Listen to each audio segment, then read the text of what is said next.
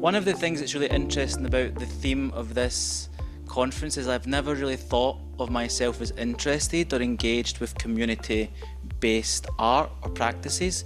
So when I got the invitation, I'm like, oh, what am I going to do? But actually it's been a bit very self-indulgent and very kind of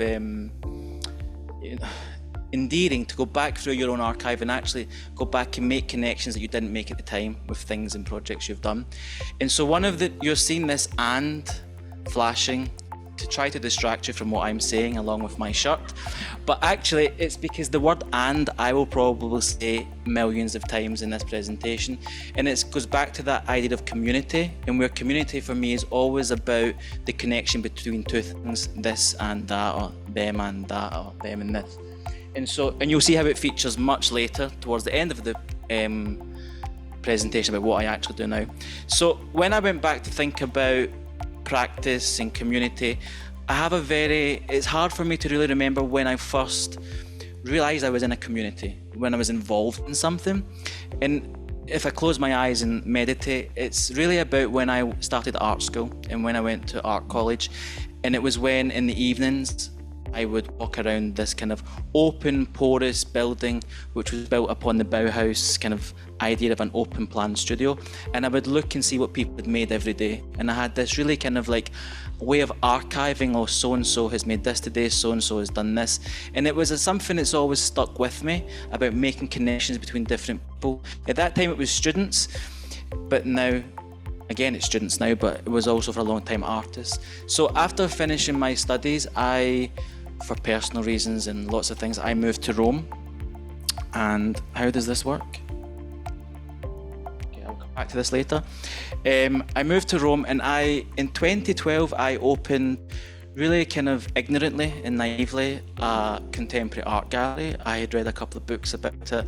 I was actually studying fashion at the time at St Martin's, and I understood there very quickly, like fashion school at that moment was really about you could be inspired by art, but you couldn't make art. And so there was something about wanting to go back to working with art, which was really important to me. So with very little amounts of money, really I would never do it now, but I would advise someone else to do it. I opened this space, which very quickly became known for promoting and working with emerging talent in Rome, but also internationally. And also, I would say, playing with the concept of the gallery. And when I say gallery, I mean commercial gallery, like a place in which you're developing sales to support an artist.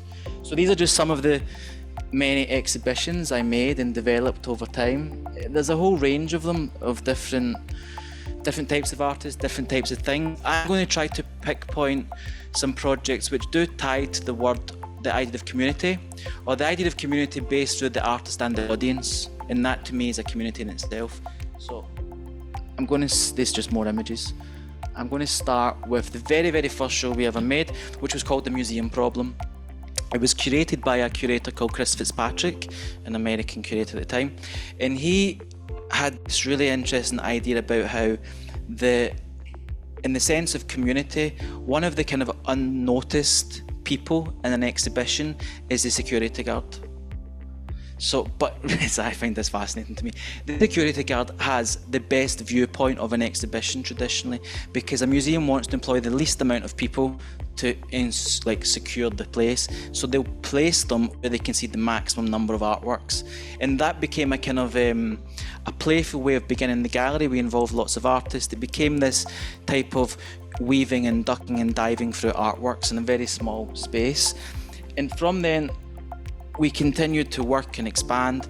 And now I'm going to go through some specific artists that I've worked with, especially about community, which again, I didn't think of this at the time. It's when I'm analysing it now. So there's an artist called ICOAH. She's Argentinian. One of the kind of features of the gallery also is the fact that many of the artists didn't study art, at least on undergrad level. She studied furniture design at Polytechnico Milan. She then became an artist. And Alex's work is all about the community in which she lives. She collects things, she finds things, she's donated things. She is, I would call her like an artist archiver who works with materials.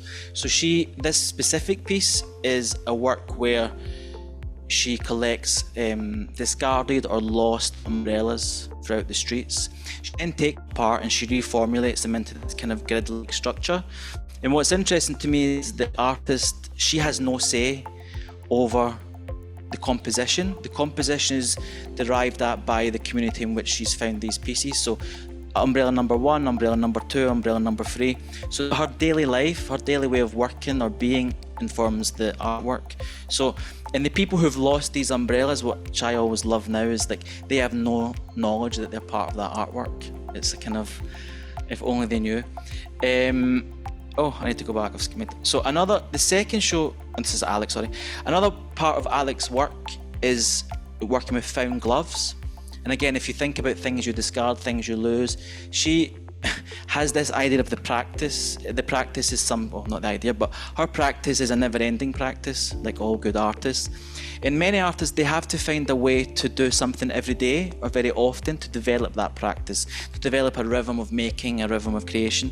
So what she does is she finds gloves on train stations, on metro stops, and she hats sometimes, but usually gloves. And again, she unstitches them, unravels them, and then she restitches them into the order she finds them. And one piece leads to the next. This isn't actually correct, but the end of one embroidery becomes the beginning of the next. So by the time she dies, which is hopefully in a very long time, she'll have amassed like 100 or 150 of these pieces. And it's a beautiful way to kind of see that repetition of an artist's practice throughout time. And also how, thinking of students, they tend to get bored of ideas, but there's something simple and beautiful about this one idea which is always going to carry through your entire practice with you. This is the same series she made with jumpers that she was given. So again, people in her community, it's her Christmas present or whatever, they give her these gifts of jumpers or cardigans. Sometimes it was things that her mum had knitted for her. She unravels them, takes them apart, and she creates a monochromatic painting, if we call it that. And again, a lot of Alex's work is very tactile, and what's interesting is the idea of the monochrome. You could write many PhDs on monochromatic surfaces, but usually the monochrome is a surface. It's something which is relatively flat. Even though these look flat, when you get up close, it has that physical texture of the fabric, which is beautiful as well. She then takes it further, and so the reason I'm spending so much time on Alec is to show how also my practice as an exhibition maker and working with the artist and her practice, they kind of evolve together and they develop together, and how as her work evolves, the gallery evolved and all of this stuff as well. So this is another series where she quite directly, I don't know if people are familiar with this, but in Italy they have a tendency to put curtains on their balconies and they get faded by the sun. And so she went around her neighbourhood and she basically said, can I buy you a new set of curtains and can you give me the old curtains? And she then unfolds them, stretches them, and they really look like these AI generated kind of like render images, but they're handmade. If you get up close to them, you can see the traces of rain, of snow, or not much snow in Italy, but like of rain and wind. And the one next to it, the geometric part, that's actually from, again, related to Italy, when you go to beaches and you have parasols on the beach. So in Italy, it's very territorial. Every kind of like area on the beach has a different umbrella, because you can't buy your juice from one, you have to be there. And so she went through a whole series of summers collecting these umbrellas and making them into almost like tangram effects, and to juxtapose them as well. And so here you can see the show.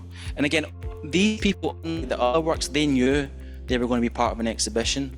And so actually the titles of the community in which she took them from becomes the title of the pieces. So one of them is called like like Mr. Signorini or Mr. Gardner, for example. And you can see like the idea of consecutive in her work is really interesting as well, how one leads to the next. And so Alec is a really interesting artist, again, thinking about community, and then also me thinking about what is my relationship to the community as a gallerist as well. So galleries, we do these things called art fairs, which is a thing where you're meant to, you pay a lot of money, you take a booth, you install things on the booth, you hope some rich person will come past or some museum will come past and buy something. And that works in some ways. It really depends on many things, but you can also play with it, and I'm going to show you examples of how we've played with the format of the booth as well. This was a quite specific thing. This was in Artissima, the major art fair in Italy. So very expensive booth. Gallerists, we like to know what we're going to present on the booth because we like to know what we might be able to sell and what we might be able to do. But Alec had this idea where she was going to use children to make the booth live in the booth. So what she did is she found lots of blueback posters, like cheap posters.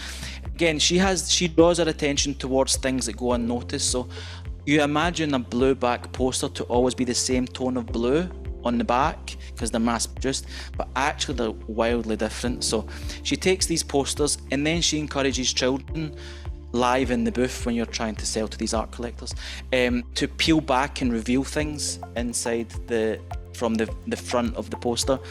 And so this was a booth which evolved over time.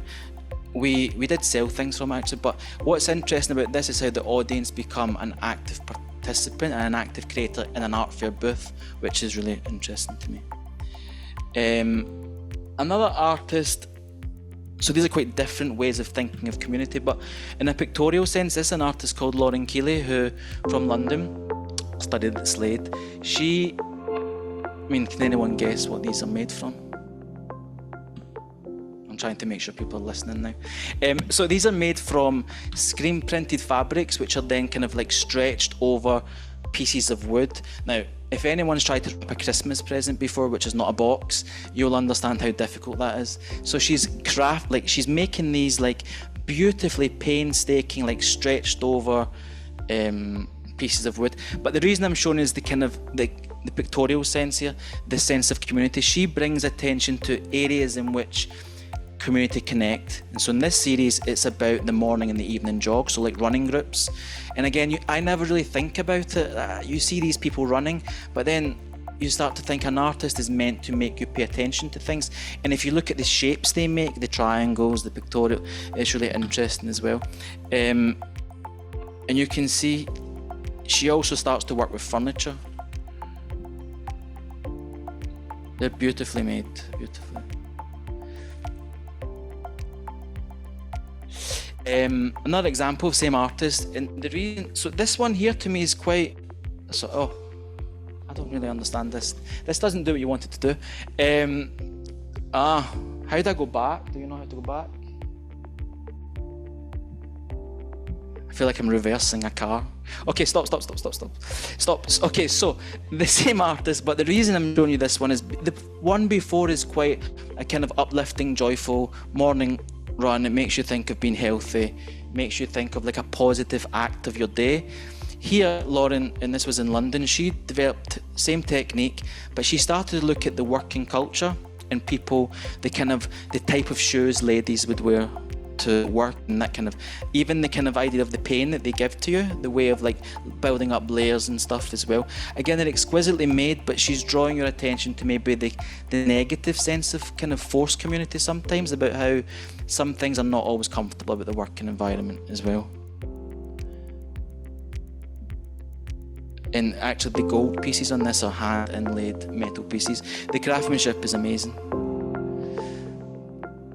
So I made this 2 weeks ago, so I'm always like, what's coming next? And there you can see up close, it's almost this diptych, these two pieces. And a diptych is usually about piece balancing, but here it's like they're quite in confrontation. It almost look like one is kicking the other, or one is competing with the other. Again, let's go back a little bit to the audience being engaged in the exhibition. Italian artist Santo Tolone, inside the gallery, he created a waiting room. So you enter here, and before you can come in to listen to me, you would have to sit inside a forced waiting room, like a doctor's waiting room. And that's just not what you do in an exhibition. Like, you want people to enter the space, you want people to engage with it. But he had this whole thing about, I want people to wait before to see.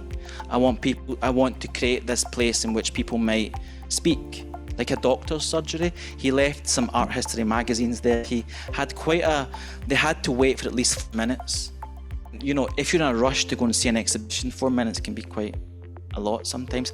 But when you enter the space, there you can see the physical construction. When you enter the space, no, I'm going to keep going. Oh, I need to go back, and this doesn't go back. Anyway, when you entered the space, I'll just explain just now. He created movable curtains which were on a motor. So as you saw this exhibition, these curtains were moving very, very slowly. So he was trying to control the audience again, to slow down, embrace and view the exhibition. And one of the beautiful things was you were looking at the piece. It was a screen print of orange peels fruit, and it looks whole. And as soon as the curtain slowly starts to move, you realise that the artist has sliced the piece in half. So there's only half of that work on the wall, which is really beautiful. And this idea of slicing and kind of working with the audience also continues into the next show there as well. And so working with artists, you don't work just on a one-off. It's a long-term engagement. You spend years working with them, and you can be surprised about the type of requests and type of things they want to do. And one of the things that a group of 4 of the kind of like the old artists of the gallery at this point, ICOAH, Santo and Gabriel and Cabot, they decided they wanted to transform the gallery. And we'd already done lots of things with painting walls, adding carpets, changing the architecture, doing things that would kind of punctuate a classic exhibition space. But they wanted to put inside, I don't know if you can see it here, like kilos and kilos and tons of ground, of dirt, to displace dirt from one place to the other. Now you can, I don't think this is a place to have a philosophical debate about moving of land, but it's one of those things where you can react to an artist's request and it becomes really interesting. This was in frieze, and it was kind of, it showed a sense of bravery of the artist and of the gallery at that point. And it was a moment when a lot of attention was on the gallery, and you showed that you were doing quite risky and brave things. And of course, things there were commercial, things could be sold, but the act of the artist physically moving the land there was really interesting. So there you can see there. I mean, it's up to like knee height of ground. So other ways that we've played with community, with the gallery, is a lot about how do people interact with that space. So like Santo, very often you can get almost frustrated that you make something and people don't give it attention. You know, it's a kind of, when you're a creator, you do crave a certain type of attention or kind of awareness of your work, I would say. So we noticed the increase, and this was 2019, before COVID, that kind of attention span of people visiting galleries and exhibitions was quite low. There was a kind of a disengagement. That could be for a number of reasons. That could be that in our case people got bored of what we were doing, I don't know. So what we did is we decided to make the gallery into a space in which people would connect again, and we would show different types of work. So we changed the gallery into a specialty coffee shop. This was for the space of one exhibition, which so it was like a 6-week project. We put a ping pong table, we sold plants, and we sold lots of cheaper editions or works on paper by the artist. And that was a moment in which you kind of go, oh, this is what we're doing, this makes sense. And it was a really beautiful show. It had a lot of press attention, had a lot of sales as well, but it was a moment in which the artists of the gallery were able to connect with the community of Rome, which is really important. And it became a little bit of a moment to reflect. So you can see one of the works, 8 words printed on paper for IKEA frames. This artist's work is usually very expensive, and the cost of this was actually just the IKEA frames. It's really beautiful. Other things we've done structurally in the gallery to think about community. One of the earliest shows we made was where I asked 4 different curators to make a show in consecutively. So one curator would respond to the show of a previous curator, always happening in the same space. So the first show was a show curated by Adam Carr called We Will Disappear You, and it was about works which would physically disappear. So there was like a Yeppe Hine ice cube block which would melt over time. There was a young artist who had like a balloon structure which would deflate over time. But the most interesting work to me, and by my favourite artist ever in the world, is Jonathan Mark. He's a British artist who lives in Berlin.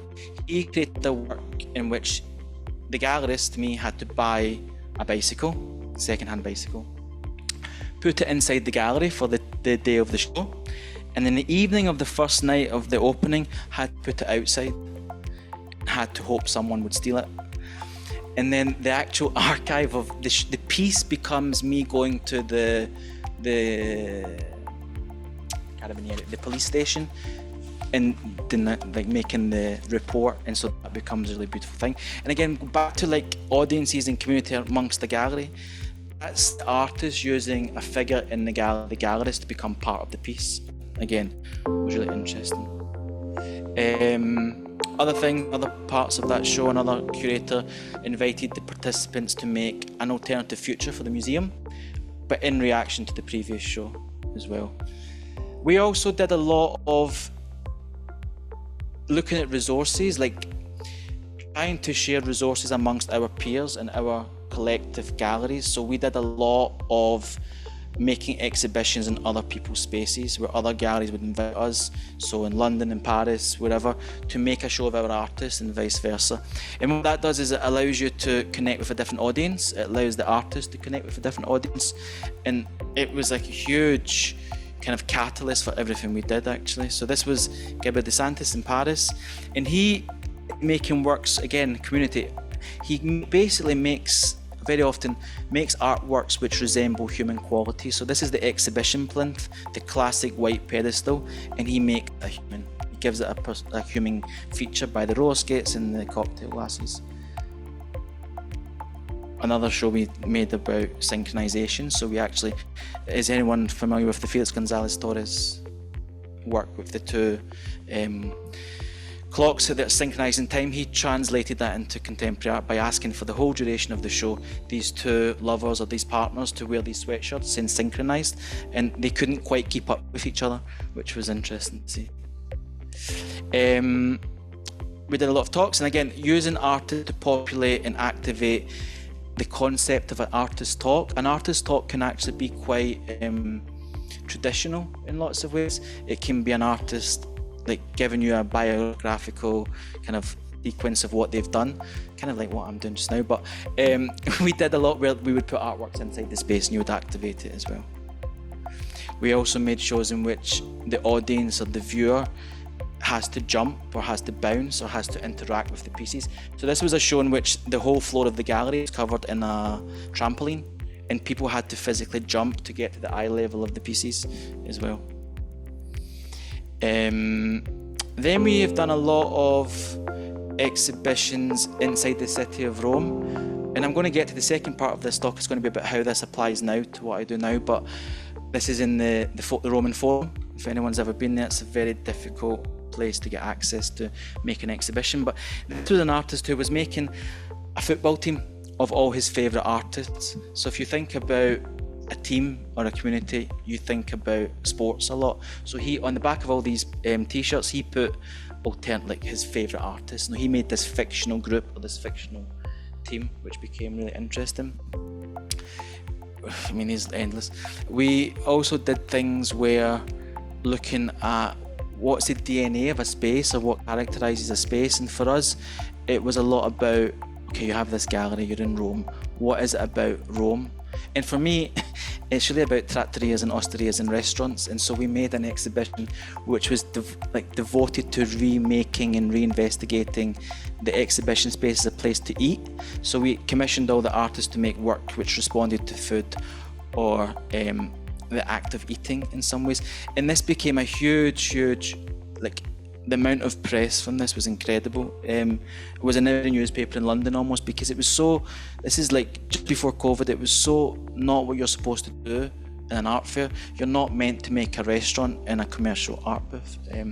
One of the things that's really interesting is sometimes as an artist, your job, so as a curator or a gallerist, you can provoke an artist to make something, or you can give them prompts, or you can give them places in which to experiment. And this was, here's a good example of Lauren, for example, the artist making the pieces with the runners. She made these tables. She would never make them if it wasn't for that project or that prompt. And it's a way of, an artist's practice is not just about them, it's very often about who's around them, what's the conditions in the community in which they live as well.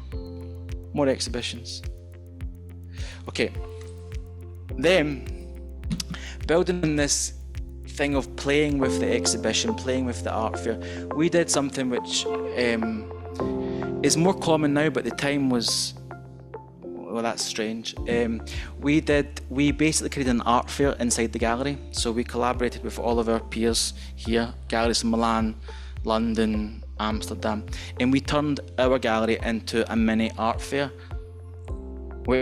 so we literally replicated like how an art fair would look with all these petition booths, and it was an amazing experience. It was really, and it was the start of a new movement. It was the start of, I don't know if anyone's ever heard of a thing called Condo in London, where we all, like throughout London, we would share spaces with different galleries. And so London as a city, it was famously with an art fair like Frieze would host 180 galleries, but here you turned it into, in Rome we hosted 10, but in London you would host like 100 galleries within the gallery. So you remove the price points, you remove the burden of having to spend lots of money, which was really interesting as well.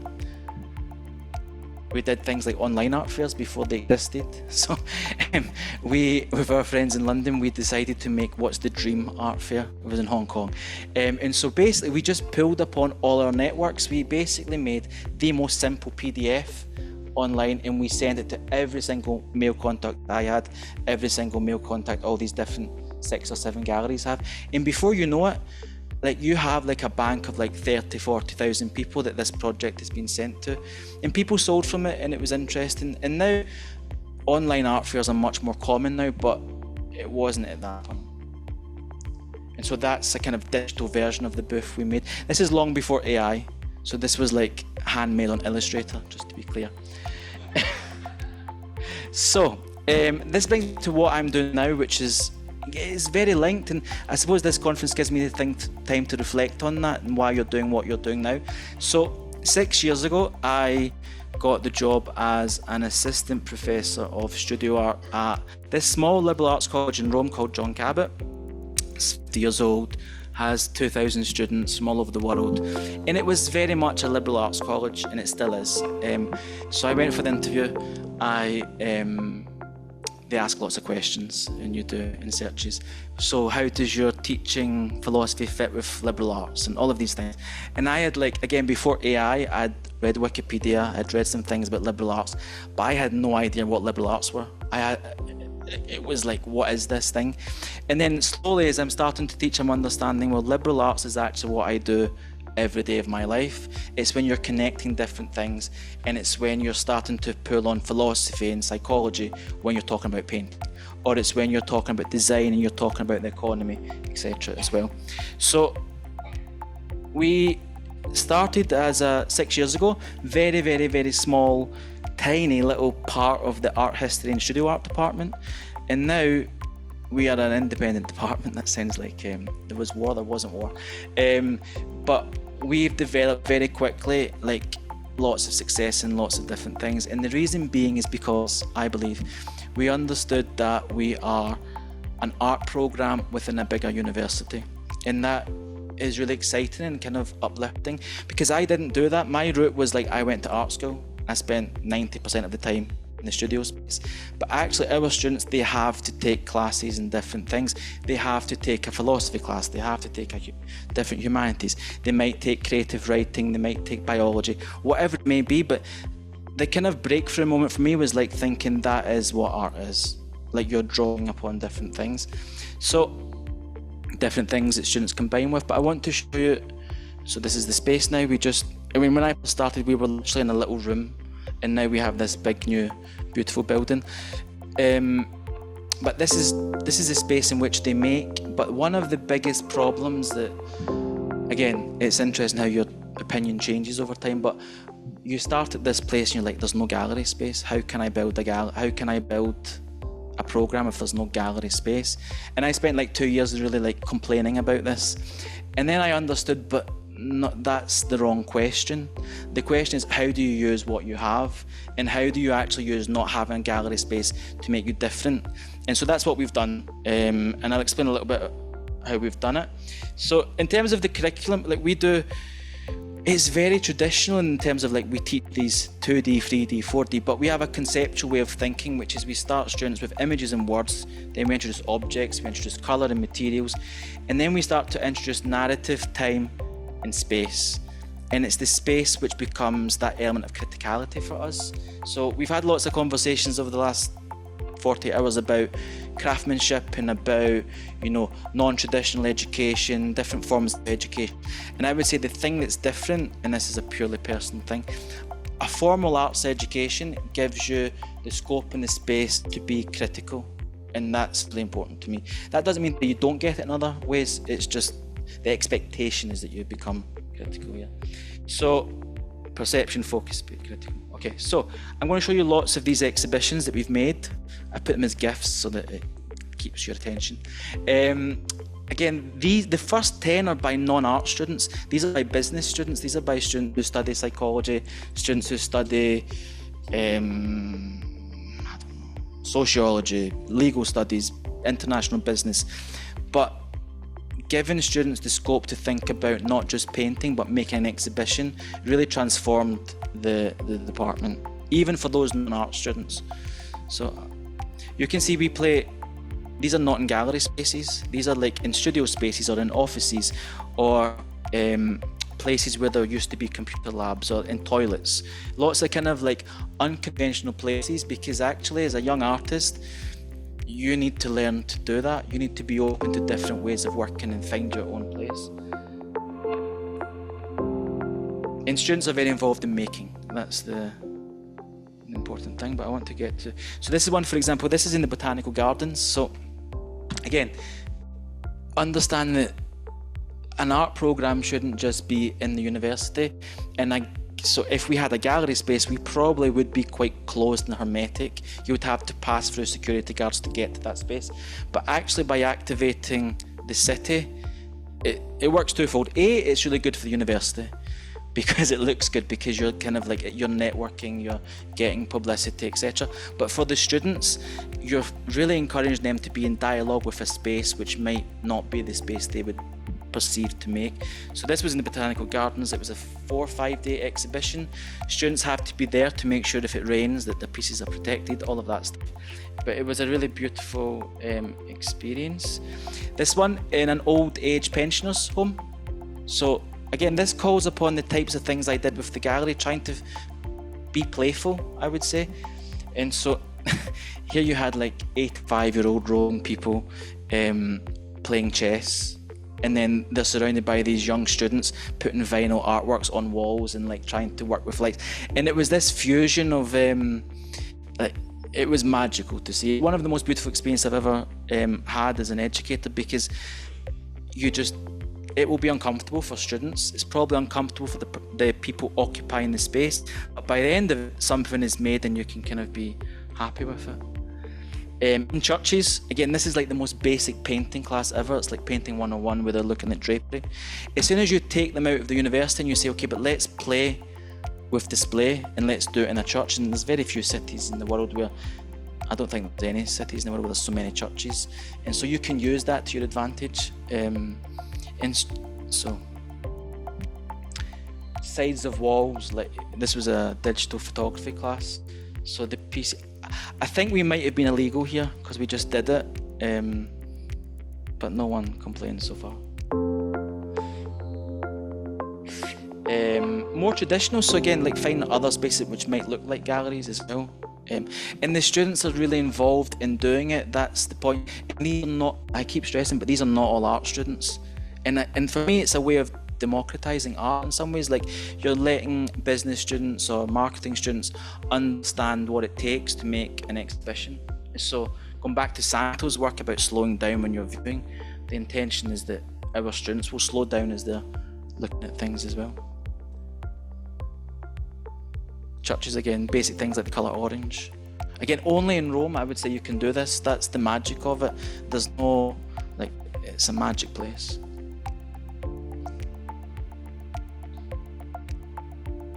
I think I'm flicking more and more and more. Things like installation features. So there was someone was speaking recently at one of the talks about, how do you teach students about labelling, and how do you teach students about the kind of professionalisation of an exhibition? And I think you do it by doing it. And with mistakes included. Even things like here, like, okay, how can we manipulate a space? If you want to use a carpet, what colour of carpet you're going to use? Like, how do you do it? And students actually lay the carpet and all of that. Really interesting to me is the fact that we are becoming even more experimental in how students are producing work and making work. So this was we celebrated the 50th anniversary of the university, and one of the things we did is we made a collaborative exhibition with another university in America. It was actually a university which helped set us up many years ago. And so our students, they would make a series of drawings, collages, paintings, etc. We then shipped them with DHL, €20, €25, to this other school. And those students did the same, and they shipped them to us. And the students would work on top of other artists' work. They would almost work in a kind of like revealing things, closing things off, archiving things, remove things, and like make new images on top of existing images. And that's like the creative process, like understanding nothing is permanent. And so, well, things can be permanent, but the act of making can be very, very, it can go through a lot as well. So again, and for us, it was a way to give an international education, to give an international experience to students who might not travel abroad as well. More shows. Then as this escalates now, because where we are now with it, with exhibition making in the universities, we had, in the last 4 years, we had something like crazy, like a 200% increase in the number of classes, and a 200%, like 250 increase in the actual enrollment in the classes from existing. And that's not new student, well, it could be new students, but it's like the actual class uptake. And it's not only because of this, because we also have new buildings and new facilities, all of these things, we have new faculty, but it's this which is the catalyst for all the other things. So with the administration, if they start to see that you're visible in the community, they're much more reactive and responsive. So we've escalated quite a lot. This year we had a senior show. We hosted like 300 people from all over Italy with the Gallery Weekend of Rome, so we became the public partner of that programme. And again, it's a way to embed us into the city, and so the city is embedded also in us, which is that's part of the mission. The mission of any university is to be reciprocal in many ways.